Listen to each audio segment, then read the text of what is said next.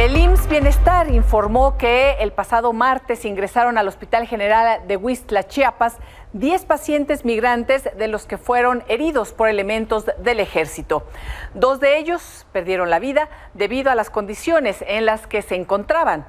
Además, indicó que hoy fueron dados de alta 4 personas. Otras 4 permanecen hospitalizadas. Y la Fiscalía de la República, General de la República, informó que agentes del Ministerio Público llegaron a Chiapas para interrogar a los elementos del ejército involucrados en el asesinato de 6 migrantes a manos de militares. Además, solicitó al Instituto de Migración toda la información sobre las víctimas. Será la Fiscalía Especializada en Materia de Derechos Humanos quien realice las diligencias necesarias. Jonathan González, muy buenas noches. Te encuentras en Chiapas con la información puntual. Buenas noches, Jonathan. Hola, ¿qué tal, Elisa? Muy buenas noches. Efectivamente, pues en las últimas horas el Instituto Mexicano del Seguro Social pues dio a conocer que 4 personas este día pues, fueron dadas de alta del Hospital General de Huixtla. Con esto pues prácticamente fueron puestas a disposición del Instituto Nacional de Migración, quienes presuntamente fueron pues trasladadas a la estación migratoria siglo XXI, donde pues también junto con las otras 17 personas que salieron ilesas de esta situación, de este lamentable hecho, pues van a recibir el formato múltiple migratorio. Sin embargo, decirte que hasta el momento pues se mantienen 6 el número de personas que han fallecido. Entre ellas precisamente se trata de un mexicano y el resto de las personas son de nacionalidad extracontinental. También comentarte que bueno, pues la atención hacia las 4 personas que permanecen en el Hospital General de Huixtla pues continúa muy de cerca, debido a que hasta el momento han catalogado como de reservada la situación, que el estado de salud de estas personas. Sin embargo, pues comentarte y hacer precisión en que las 4 personas que fueron dadas de alta el día de hoy se dio porque las lesiones que presentaban no presentaban ningún riesgo para su vida. Sin embargo, bueno, pues hasta el momento continúan pues toda esta atención médica, como ya lo mencionábamos, y también, por supuesto, se continúa con las investigaciones correspondientes. El día de hoy por la mañana también el vehículo en el que vemos en pantalla y en el que se trasladaban pues estos migrantes fue ya remolcado hacia un corralón del municipio de Huixtla. Ahí se encuentra, mientras pues obviamente las investigaciones van a continuar. Muy bien, Jonathan. Entonces se confirma que 4 fueron dadas de alta de las 10 que ingresaron y 2 fallecieron. Permanecen 4 más ahí en el hospital de Huixtla. Con esta información reservada vamos a seguir muy pendientes de la información. Muchísimas gracias. Muy buenas noches, Elisa. Buenas noches. Y la Conferencia del Episcopado Mexicano condenó el asesinato de los migrantes y aseguró que el uso desproporcionado de la fuerza letal por parte de agentes del Estado no es un hecho aislado.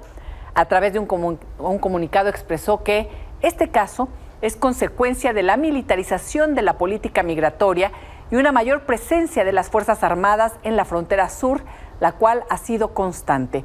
Solicitó al Estado adoptar medidas de no repetición. Por su parte, la presidenta Claudia Sheinbaum condenó este ataque de militares contra migrantes, confirmó que los elementos que dispararon ya fueron puestos a disposición del Ministerio Público, subrayó que se tiene que investigar si también hubo responsabilidades de mandos. Primero, es un hecho lamentable y tiene que ser investigado y sancionado. Los elementos de la Secretaría de la Defensa Nacional que dispararon ya están puestos a disposición de la Fiscalía General de la República. Y es la Fiscalía quien tiene que hacer la investigación de cómo ocurrieron los hechos, las responsabilidades, si hay responsabilidad adicional de mandos o solamente de los soldados que dispararon. No puede repetirse una situación así, se están tomando las medidas, el secretario le da instrucciones para que esto ocurra así. Durante la instalación de la Comisión de Gobernación del Senado, legisladores de todos los partidos lamentaron lo ocurrido en Chiapas. Fue motivo de debate. El senador del PAN, Ricardo Anaya, comentó que hay militares que no están entrenados para realizar ciertas tareas, mientras que el presidente del Senado, Gerardo Fernández Noroña, pidió guardar 1 minuto de silencio por los 6 migrantes que fueron asesinados.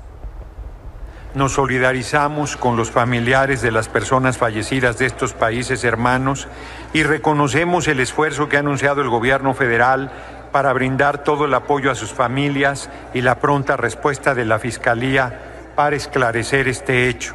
Les ruego ponernos de pie para guardar un minuto de silencio en su memoria.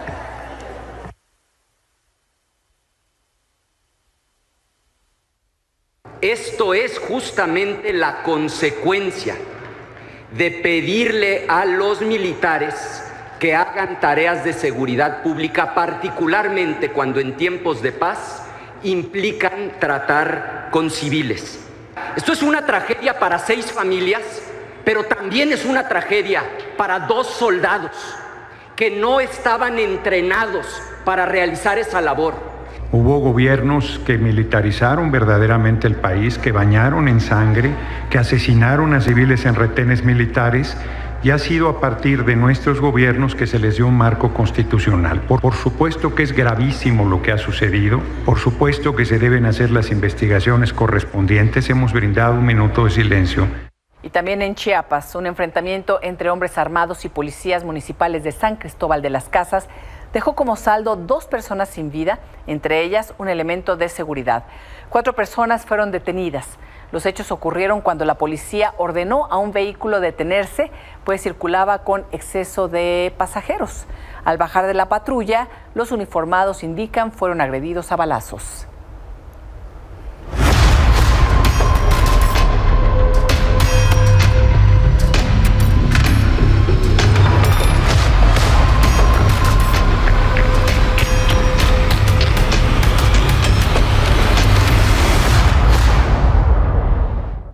Y la violencia en Chiapas ha provocado que el turismo caiga hasta en un 40%.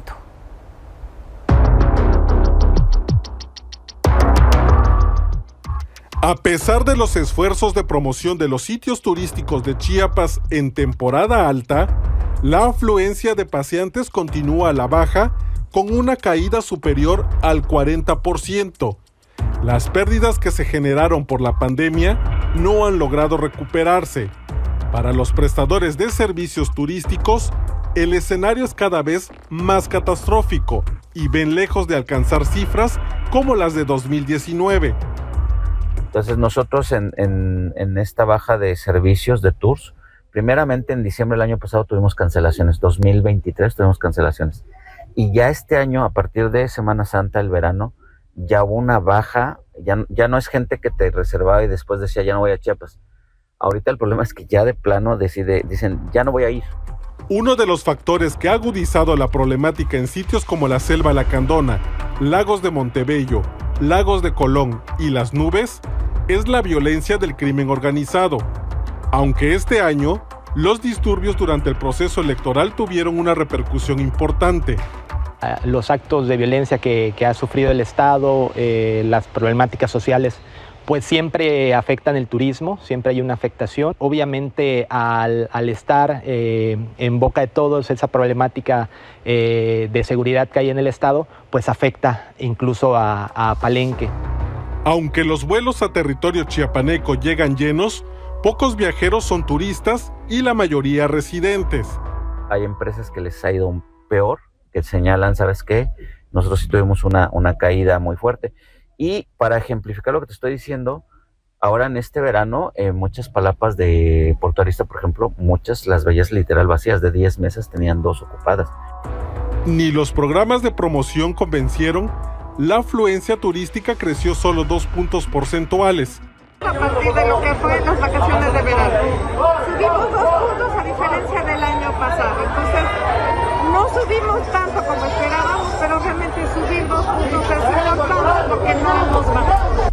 Desde Chiapas, para Milenio Noticias, Jonathan González. Y en Guerrero, el secretario general del Ayuntamiento de Chilpancingo, Francisco Gonzalo Tapia, fue asesinado en el centro de la ciudad. El funcionario fue interceptado por hombres armados, quienes después del ataque se dieron a la fuga. Hasta el momento no han sido detenidos. Tapia rindió protesta en el cargo apenas este lunes, el pasado 30 de septiembre. Ha sido asesinado a balazos el secretario general del Ayuntamiento de Chilpancingo, Francisco Tapia. Él fue recién nombrado y también recientemente había tomado su protesta hace 2 días como secretario general, repito, del Ayuntamiento capitalino. Fue atacado a balazos y pues perdió la vida aquí en esta calle Juan Ruiz de Alarcón, entre Madero y Morelos, en el centro de esta ciudad capital, Chilpancingo, repito. En Tuxpan, Veracruz, se activó un operativo de seguridad código rojo luego de que se registró un enfrentamiento entre grupos criminales. El gobernador Cuitláhuac García aseguró que no hubo afectaciones a la población y ya se cuentan con algunos resultados derivados del operativo. El gobernador descartó que el enfrentamiento esté relacionado con el secuestro de 3 personas en la colonia Campo Real o el multihomicidio ocurrido en el municipio de Tecolutla.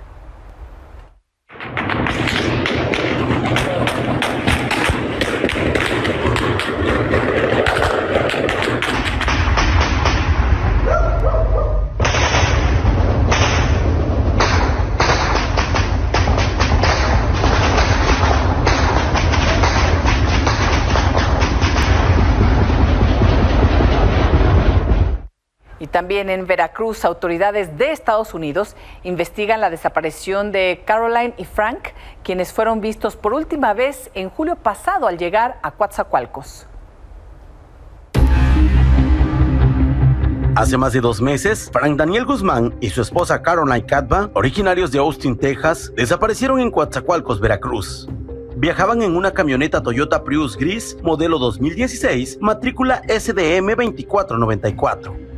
La última vez que dieron señales de vida fue el 22 de julio, a través de un mensaje de WhatsApp en que informaban que saldrían de México al día siguiente para dirigirse a Guatemala. Así lo informó la hermana de Frank, Elizabeth, a través de Instagram y Facebook.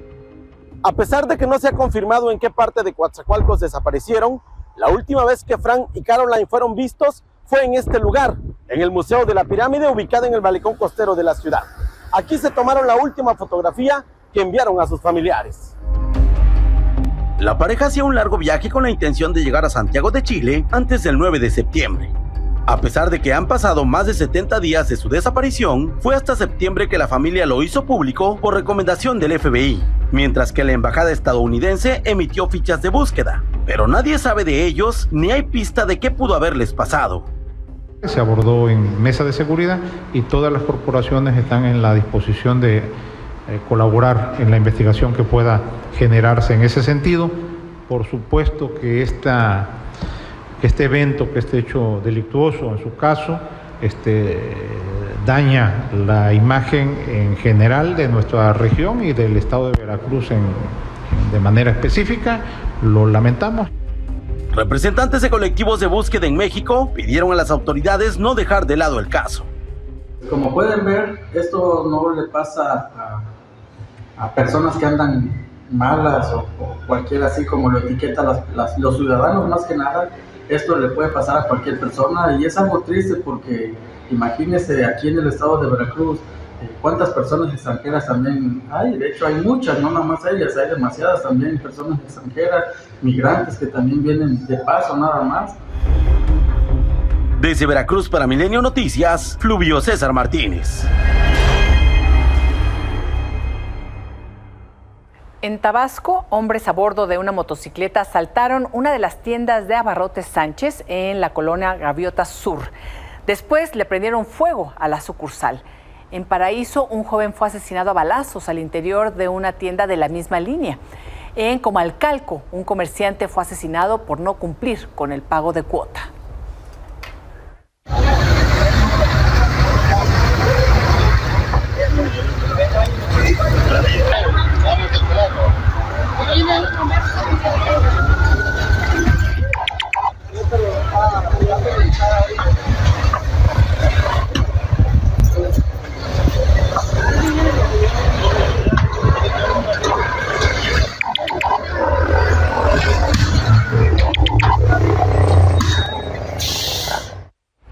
Salamanca, Guanajuato, 12 personas fueron asesinadas en 5 ataques casi simultáneos.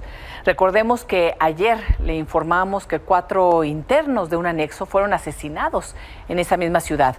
En la colonia La Cruz, donde hubo 3 hombres muertos, en el libramiento carretero a Valle de Santiago, una persona muerta y otra lesionada.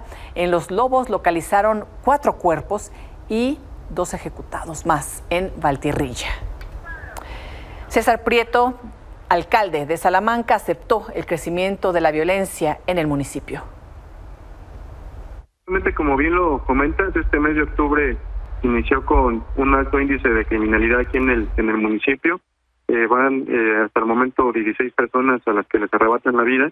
Hemos tenido desde el día de ayer reuniones con altos mandos aquí en el estado del Ejército, de la Guardia Nacional, el apoyo también de la gobernadora y del secretario de Gobierno y Seguridad Pública. En Naucalpan, Estado de México, al menos 50 personas fueron desalojadas de un edificio de la colonia Benito Juárez debido a que está a punto de colapsar.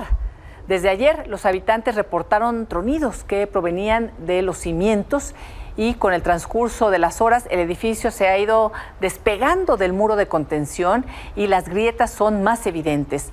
Protección Civil determinó la demolición del inmueble, además del desalojo de otras 10 viviendas cercanas. La zona es vigilada por elementos del Ejército Mexicano. Ángel Álvarez, te encuentras en este sitio. ¿Cómo estás, Ángel? Buenas noches. ¿Cuál es la situación que están viviendo las familias, los vecinos? ¿Cómo se encuentra el lugar? Gracias, muy buenas noches. Por supuesto, estas 40 personas que fueron desalojadas de este edificio de 4 niveles y de 15 departamentos aproximadamente, pues bueno, continúa la preocupación. ¿Por qué? Porque ayer, después de estos estruendos y que fueron reportados a las autoridades del municipio de Naucalpan, que dieron aviso, pues fueron evacuadas de este edificio y que solo se les permitió unos 10 minutos aproximadamente para sacar algunos objetos de valor. El resto, parte de su patrimonio, continúa al interior de este edificio que nos muestra mi compañero Ulises González, y la preocupación es justo que ante el alto riesgo de que pudiera colapsar este inmueble, que de acuerdo con los vecinos tiene cerca de 30 años que fue construido y que en la cimentación pues presenta estas fallas estructurales, pues tiende a caer, a colapsar, pero ellos quieren saber por parte de la autoridad en qué momento pudieran ingresar para sacar el resto de sus inmuebles, que estamos hablando de refrigeradores, pantallas, la cama, en fin. Y bueno, esa es la preocupación. Ya la autoridad dio a conocer en el sentido de que el propietario de este edificio se hará cargo del proceso de demolición, pero antes ha solicitado ya a un ingeniero para que haga su propio dictamen, y este será enviado a la autoridad correspondiente, que es Protección Civil, para cotejarlo con el estudio que se ha hecho las autoridades correspondientes, de ahí pues evaluar o ver ya el proceso de demolición. Decir que sí, a espaldas de este edificio que son de 30 metros de altura, pues hay una serie de viviendas que hay asentadas en este punto, y que también pues las familias han sido pues evacuadas de este punto. Lo que también hemos podido recabar de información es que a 1 kilómetro de este punto nosotros nos encontramos, que es la calle de Sierra Madre del Norte, de la colonia Alfredo Buenfil, pues se ha habilitado un albergue en lo que es el Deportivo 21 de marzo para quienes los inquilinos de este edificio puedan pasar la noche en ese lugar, en un lugar por supuesto seguro. Sin embargo, algunos vecinos a la redonda se han abierto las puertas de sus viviendas para que también puedan alojar a algunos vecinos. También por parte de la autoridad se informó que el propietario de este inmueble, que tenemos conocimiento que se llama Jorge Matus, se tiene que hacer responsable o a cargo del alojamiento de estos inquilinos, que estamos hablando ya 40, que representan cerca de 40 personas y representa cerca de 20 familias los que habitaban en este edificio. Por supuesto, está vigilada y acordonada la zona por la Policía Municipal y apoyada por los elementos del Ejército y de la Guardia Nacional, que han incrementado su número a la redonda, donde está todo resguardado por el alto riesgo que hay en la zona de que pudiera colapsar en cualquier momento este edificio de 4 niveles. Hay incertidumbre, hay preocupación, por supuesto, por los inquilinos de este edificio. Sin embargo, pues ya estaremos al pendiente de lo que dé a conocer también las autoridades en las próximas horas o en los próximos días para ver cómo sería en dado caso este proceso de demolición y sobre todo resguardar la zona que hay alrededor, porque obviamente hay viviendas alrededor y evitar pues más daño de lo que pudiera generar. Ese es el reporte que tenemos. Ángel, muchas gracias por el mismo y seguimos pendientes, sí, para saber cómo se llevará a cabo esta demolición y también si las personas podrán, estas 20 familias, recuperar parte de sus pertenencias. En fin, estaremos pendientes. Muchas gracias, Ángel. Buenas noches. Claro que sí, buenas noches. Una pausa y volvemos con más información. La Suprema Corte de Justicia admitió una consulta que impugna la reforma judicial para determinar si la Corte tiene facultades para revisarla y frenarla por violar la independencia judicial y la división de poderes. La ministra Lenia Batres dijo que habría un escenario de golpe de Estado, pero el ministro Juan Luis González Alcántara señaló que hace 10 años Ricardo Monreal, Ernestina Godoy y Adán Augusto López pidieron revisar una reforma constitucional y nadie los acusó de golpistas. La ministra presidenta Norma Lucía Piña subrayó que su deber es garantizar la independencia judicial, por lo que es posible revisar la reforma. Si la Suprema Corte se arrogara atribuciones que no tiene, violaría el principio de supremacía constitucional, así como la división de poderes y el Estado constitucional de derecho. La Suprema Corte estaría dando un auténtico, y lo digo con todas sus letras, golpe de Estado. ¿Es preámbulo esto de un golpe de Estado constitucional de derecho? La Corte quiere desconocer el poder reformador de la Constitución, quiere crear una crisis constitucional inaceptable, mandando el mensaje de que esta Corte puede echar abajo una reforma constitucional en un procedimiento administrativo. Tampoco creo que sea un golpe de Estado resolver una consulta y creo que estas expresiones tergiversan la litis que hoy resolvemos y dan una idea equivocada a la sociedad del análisis técnico que se está llevando a cabo. Esta cuestión amerita mayor análisis y no autocontención en este momento. Lo que sí me gustaría recordar es que en el amparo indirecto 70 del 2014, suscrito por grandes juristas de nuestro país, a quien respeto muchísimo, como lo es Ernestina Godoy, Adán Augusto López y Ricardo Monreal, en ese momento lo que pedían era revisar el proceso constitucional, el proceso de reforma de la Constitución hace 10 años. Nadie en ese momento, reitero, los acusó de golpistas. No se trata de un medio de control constitucional. Lo que estamos analizando es un mecanismo previsto en el artículo 11 de la Ley Orgánica del Poder Judicial de la Federación. Previo a esta decisión, en la mañana al menos 150 trabajadores del Poder Judicial provenientes de los 32 circuitos judiciales se manifestaron afuera de la Suprema Corte de Justicia para llamar a los ministros y ministras a que abran la puerta al análisis de la reforma.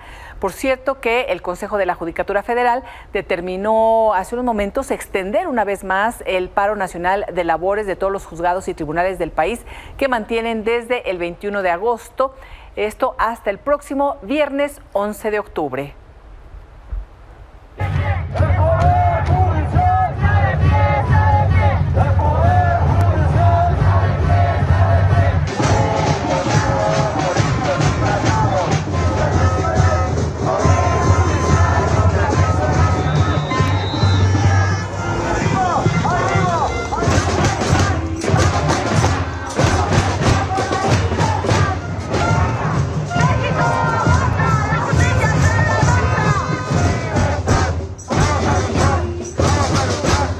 Bueno, y comienza también esta discusión en el legislativo y mantienen sus posturas. las personas integrantes de Morena, aliados y oposición. El presidente del Senado, Gerardo Fernández Noroña, dijo que la Suprema Corte de Justicia carece de atribuciones jurídicas para revisar los actos del Poder Legislativo y erigirse como poder supremo por encima también del Ejecutivo y de la decisión del pueblo, indicó.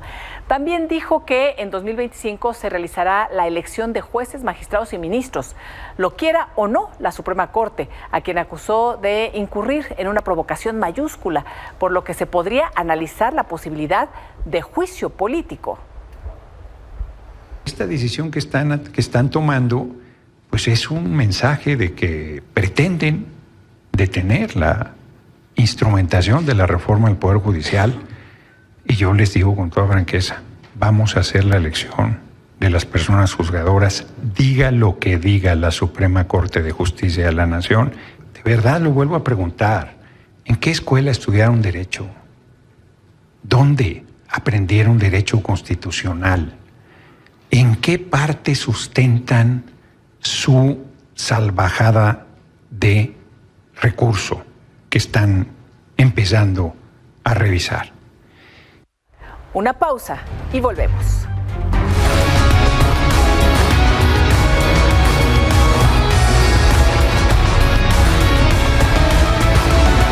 Higinio Robles, buenas noches, querido Higinio. ¿Qué pasó en la sala de prensa de Chivas? Una situación bastante lamentable, Elisa. Muy buenas noches para ti, para todo el auditorio. A ver, vámonos rápido. Sí. Hoy había programada una conferencia en la sala de prensa de Chivas, en las instalaciones de Verde Valle, donde iban a estar los jugadores Jesús Castillo y Fernando Beltrán. Llegan los compañeros de los medios de comunicación y de pronto se escucha una explosión, lo que genera caos, confusión, miedo, incertidumbre también, porque estás en un sitio en el que lo que menos esperas es escuchar eso. Sí. Entonces, lo que dicen es que explota un cohete y una de las esquirlas que suelta este cohete en la explosión golpea a un fotógrafo y también algunos quedan afectados, un poco aturdidos, y uno de ellos fue nuestro compañero Miguel González, camarógrafo de Grupo Multimedio, quien nos narra qué fue lo que pasó y qué fue lo que escuchó en esos momentos. Vamos a ver lo que relata Miguel al respecto. Veamos. Yo imagino que truena o la bocina o algún transformador por la magnitud del sonido. Y pues nada, volteo, veo rastros como de papeles, como del explosivo, y escucho risas, que yo supongo son de los jugadores, porque a unos metros están los vestidores. El dolor en su momento era mucho, aturdido, me comentan que se me veía aquí rojo, y yo ahorita nada más volvió, ese dolor se había calmado, ahorita vuelve por dentro, y por acá abajo es donde se está sintiendo esa molestia. Ya después salió gente de Chivas, se ofreció una disculpa y nos hizo mención de que el jugador así es, que él así se lleva, que es algo común para ellos, pero pues evidentemente para nosotros no. Uy, Higinio, qué fuerte. Demasiado, Elisa, porque a ver, son jugadores profesionales.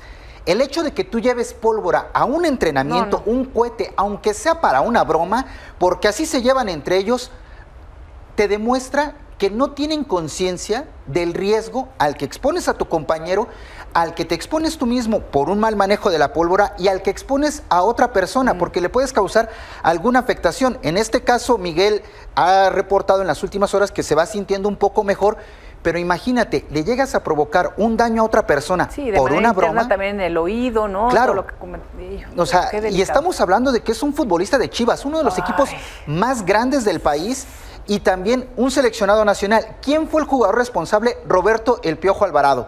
Él, después de que los compañeros de otros medios de comunicación, en solidaridad, deciden retirarse de las instalaciones de Verde Valle porque el club no les ofrezca una disculpa ni tampoco señala al responsable. Tiempo después ya convocan a una reunión con estos medios de comunicación, con nuestros compañeros, off the record. No querían cámaras, no querían que escucharan qué es lo que les tenía que decir el Piojo Alvarado, quien solo salió y les dijo, sí, les ofrezco una disculpa, es que así nos llevamos entre nosotros, la broma era para otro compañero. Pues vamos a ver, Chivas no se ha pronunciado como tal al respecto. Exacto. Chivas juega este sábado frente a Atlas en el Estadio Akron, el clásico tapatío. Un partido que para muchos aficionados de Chivas es igual o más importante que el Clásico Nacional contra América, y lo que esperamos es que pues ojalá y el Piojo muestre esta capacidad creativa, esta capacidad inventiva, esta capacidad explosiva donde tiene que ser, en el terreno de juego. Y vamos a estar pendientes a ver qué dicen también las autoridades, ¿no? Sí, ojalá la Liga MX diga algo, ¿no? Porque a los aficionados sí, prohibido llevar pólvora, prohibido entrar con esto, con un cinturón al estadio, prohibido entrar con una sombrilla, perfecto. Los jugadores también tienen que ser responsables, porque hay que recordar que ellos son nuestros ídolos, porque los que somos aficionados los vemos como ídolos, pero también son ídolos de muchos niños. Démosle seguimiento. Perfecto, Muchísimas Lisa. gracias, Higinio. Buenas noches. Buenas noches. Y el Servicio Meteorológico Nacional indicó que durante esta noche y la madrugada del viernes prevalecerán las lluvias generadas por los remanentes de la depresión tropical 11E, canales de baja presión e inestabilidad en la atmósfera. Bueno, vamos a ver qué sucede en el sureste. Vamos precisamente hasta Oaxaca con nuestro compañero Ramón Bragaña, quien nos tiene el informe. Ramón, buenas noches.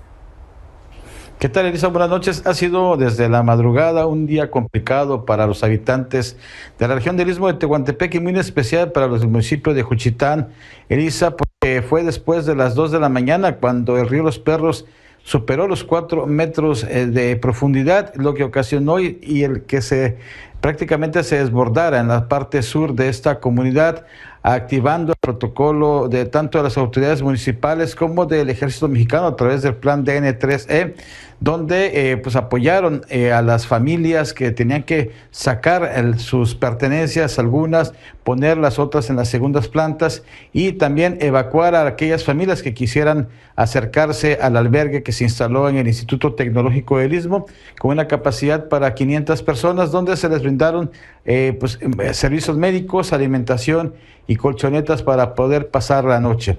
Hoy, en este momento, hay todavía familias en este albergue. Muchas se dejaron el albergue para irse con familias que se encontraban en otra comunidad o en sitios más altos. Ha sido un proceso complicado, Magda, porque toda la parte sur de Juchitán fueron más de 2,000 las personas afectadas, más de 1,000 viviendas, de acuerdo a lo que dijo Protección Civil Municipal, en coordinación con la Coordinación Estatal de Protección Civil y Gestión de Riesgo también del Estado de Oaxaca, que realizaron diferentes recorridos tanto a pie como en lancha, en aquellas zonas donde el agua superó más de 1,5 metros de altura, situación que ha complicado también la distribución del suministro de agua potable, porque en esas colonias tanto la energía eléctrica como el agua potable ha estado fallando. Se sabe ya que el nivel del río Los Perros ha comenzado a disminuir de manera muy lenta y eso ha también dado la oportunidad que en algunas colonias ya empiecen también los procesos de limpieza. Estas lluvias acá al menos en estos 42 municipios del Istmo de Tehuantepec van a continuar principalmente en la zona Mije Zapoteca, que es la zona montañosa, y eso va a provocar que el río Los Perros mantenga todavía un nivel alto de agua, por lo que las autoridades de Protección Civil están exhortando a la población a estar atento a los comunicados y a no acercarse a la ribera del río y estar pues pendiente de la cantidad de lluvia que continúa cayendo, que si bien ya no es tan intensa, pero no deja de llover aquí en esa zona de Oaxaca. Seguimos pendientes, Ramón, muchísimas gracias por el reporte. Buenas noches.